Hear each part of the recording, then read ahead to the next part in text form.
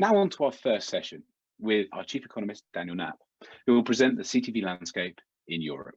Over to you, Daniel. Thank you very much, David, and a very warm welcome from me as well. I'm thrilled to talk about this, another three-letter acronym in the digital ad space, CTV, connected television. In my last presentation, which was at our virtual CTV day in October, I focused on the topic of making a market.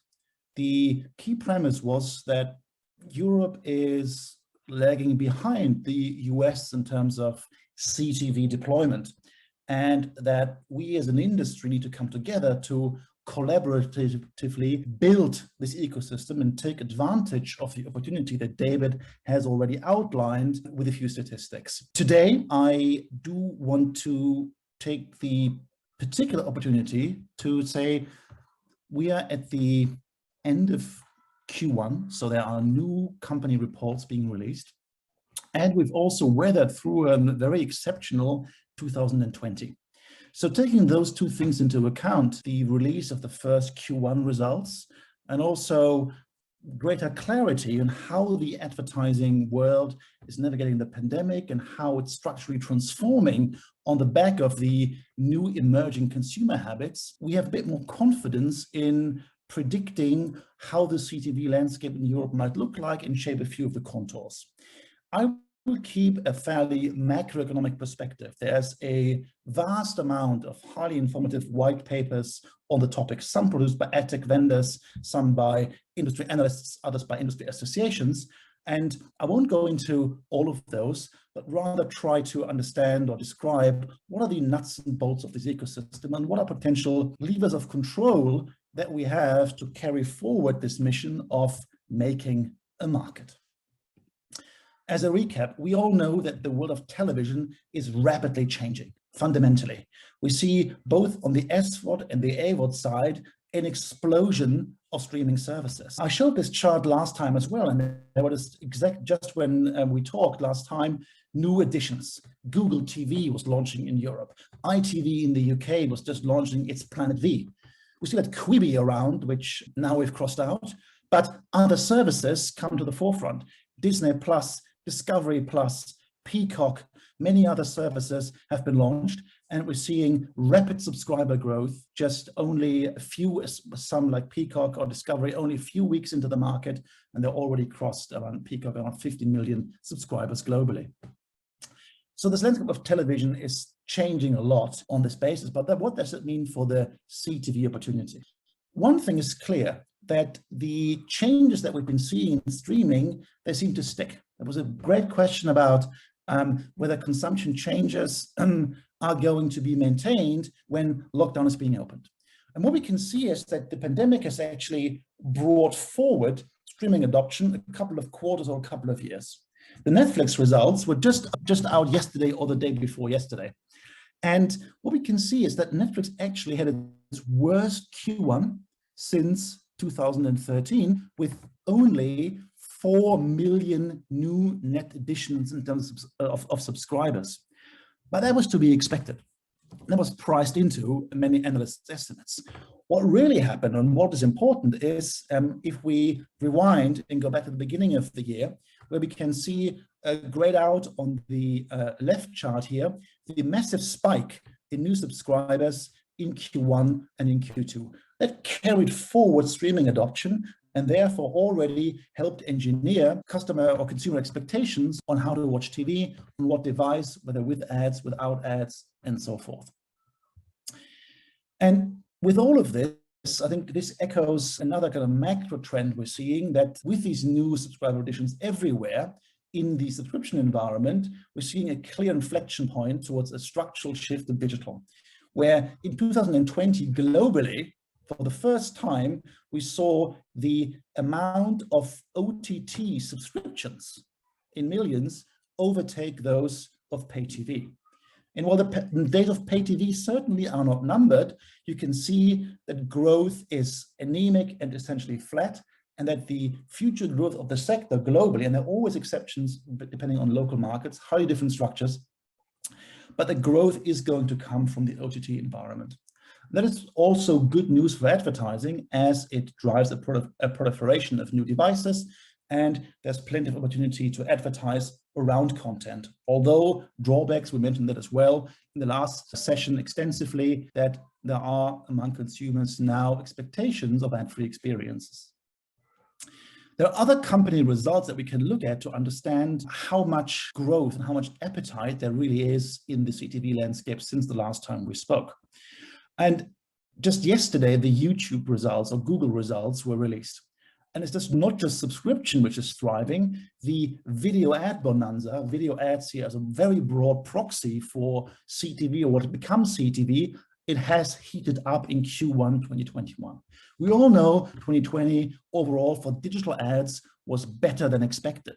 But what is remarkable is that a very established business like YouTube outgrew Netflix, so continued growth now. Netflix had growth predominantly in Q1 and in Q2, as I said last year, where now advertising has been recovering globally since June, July 2020, and is now accelerating tremendously.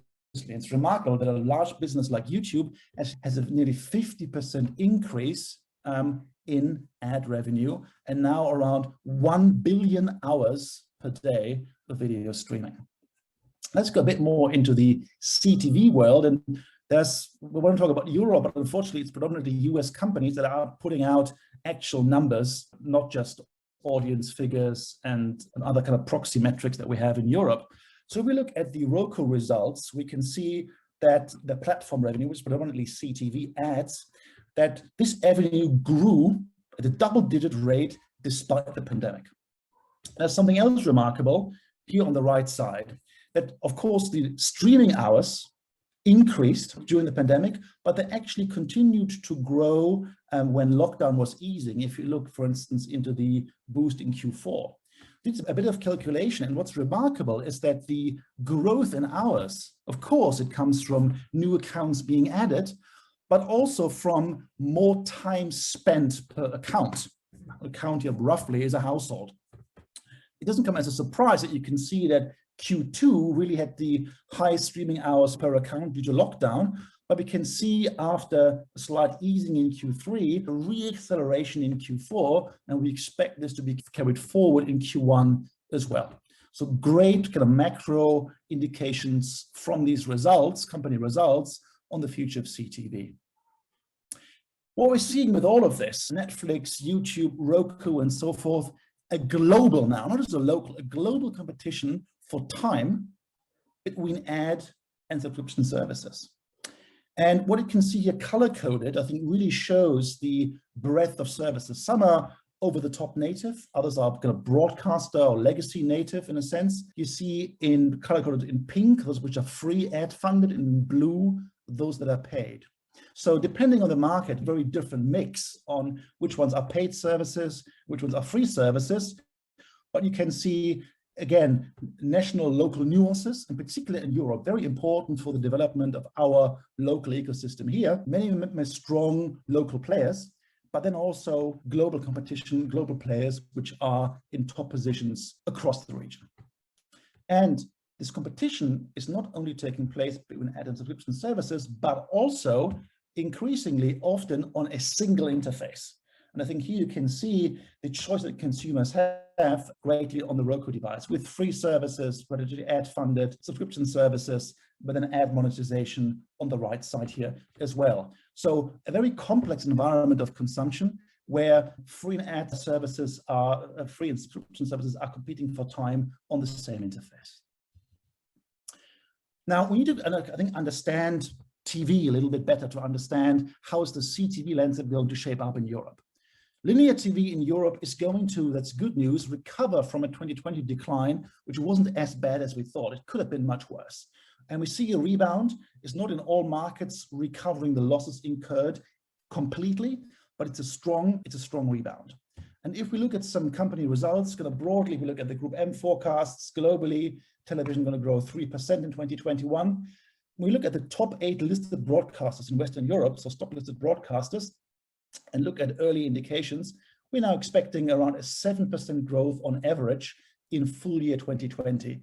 Q1 was essentially flat for most, but some very positive, strong growth. For instance, in Italy, where Mediaset had been growing since summer consecutively.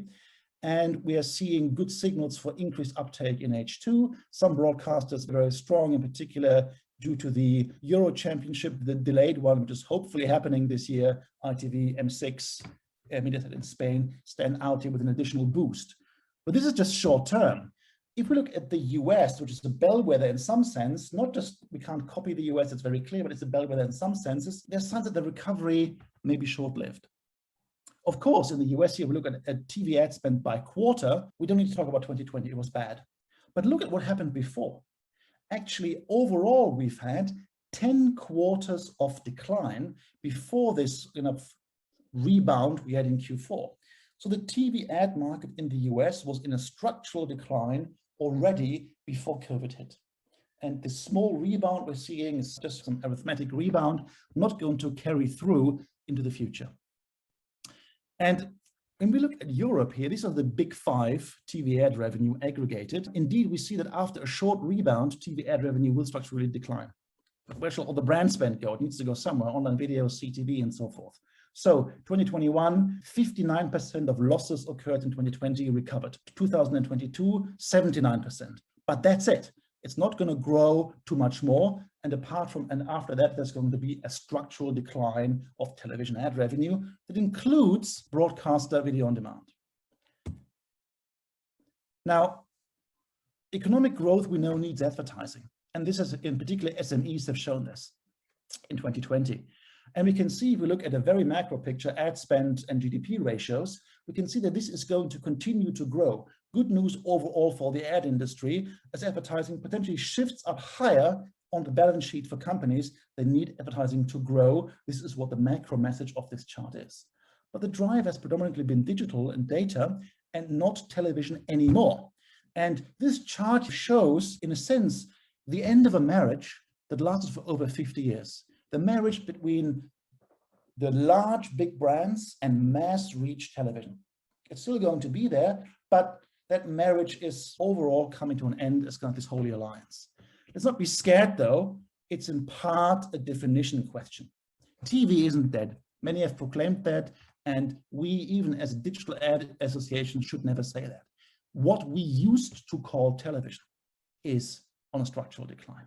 But new forms of audiovisual content delivered and ad funded on big screens, that's an entirely different question. So what do we know for the future for CTV? Good news from 2020, look at the bold line. We can see that video ad spend, again, just as a proxy for CTV, we don't have the numbers in Europe, was recovering fairly early in the pandemic and actually grew the fastest as Q4 came. So a strong demand, a strong rebound of brand advertising, but into environments where consumers are now gathering in the online video space. We're also seeing that a narrowing, we can see this year data from Magna Global, between linear TV, so everything removed apart from linear classic television and digital video, the gap is closing in different markets. Now, CTV is neither TV nor digital video. It's a thing of its own, sui generis. It's a hybrid with special considerations. So we can't just take the word of online video and impose it on CTV. We all know that. But this approximation of these two, TV and digital video, shows there's now a really important space, a void for CTV to fill.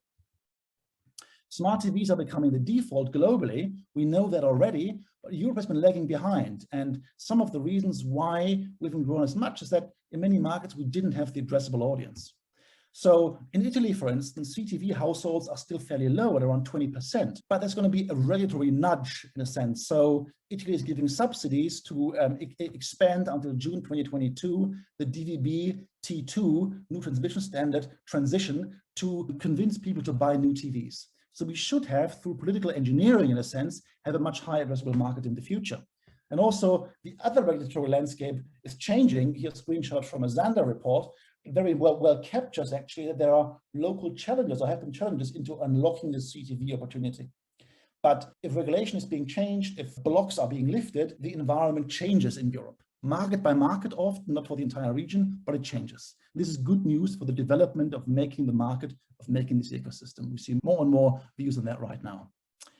CTV will also benefit from the world that leaves many in fear. See a huge, with the IDFA and third-party cookies, the end of them, a massive spectrum of identifiability emerging. Many one-on-one advertisers have a major headache, but CTV benefits from this privacy-first world. Television traditionally has never been one-on-one, and there's great promise for CTV to have privacy-compliant opt-in relationships where we're dealing with aggregate and not one-on-one data. It's clear, if we look at the US, CTV is big business. As I said, we don't have that spend data in Europe right now, but we're in a crucial market building phase. So for instance, if you look at a recent media set company reports, we saw again in 2020, despite the pandemic, number of clients and number of addressable campaigns, including IAB TV here, growing. We see lots of initiatives, some examples, for instance, here, the Zamba PubMatic partnership for CTV measurement, or the SpotX integration of TV Squared in Asia, in the US, but also in Europe. So lastly, if we look at a survey of the landscape, since October, new national and pan-European initiatives have cropped up for data, standards, education, an avalanche of white papers. There's, I think, a realization that collaboration in Europe is more central than anywhere else to make this work. A key issue unresolved is still finding a balance between the sell-side control that broadcasters are used to and actually providing a unified view of measurement to the buy side.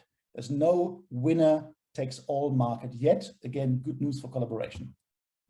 Quickly, before I end, a blast from the past. What could the landscape look like in the future? What is currently underrepresented in the debate? When I started out as an analyst, red and green button advertising was really the order of the day. That was seen as the future of TV. Lean forward in a lean back environment. Skyscraper red button advertising, and then here's an article, a screenshot I found from an article says, it's highly doubtful. Funnily enough, there's a Magnite ad on CTV on this article, so contextual advertising works. But if we think about the future of social commerce, for instance, so using video ads, for instance, on social platforms to do discovery and purchase at the same time, could this dust off the red-green button legacy and allow CTV to become more of a brand performance medium? And I think there's significant potential for that, in particular when it comes into tapping into new spend beyond the traditional TV advertisers to new ones, smaller brands or performance-oriented brands and so forth. Again, creating this hybrid of the online and the offline worlds. So summary, perfect storm 2020, growth fueling CTV opportunity, strong narrative on the US, Europe needs to develop the market more, great space for collaboration, incumbents and newcomers, key battlegrounds, data measurement, integration of data and systems, and also the control of interpretation of data. Who has the say about the value of the market, of the audience, broadcasters, agencies, and so forth. We need to collaborate as an industry. We need to make this market, and events like this are very important because education is key to understand what makes CTV special, how to buy it, etc. And with that, thank you very much, and I'm passing back to David. Thank you very much, Daniel, for that fascinating look into the details of connected TV, how it's being adopted, and what we can expect from the future.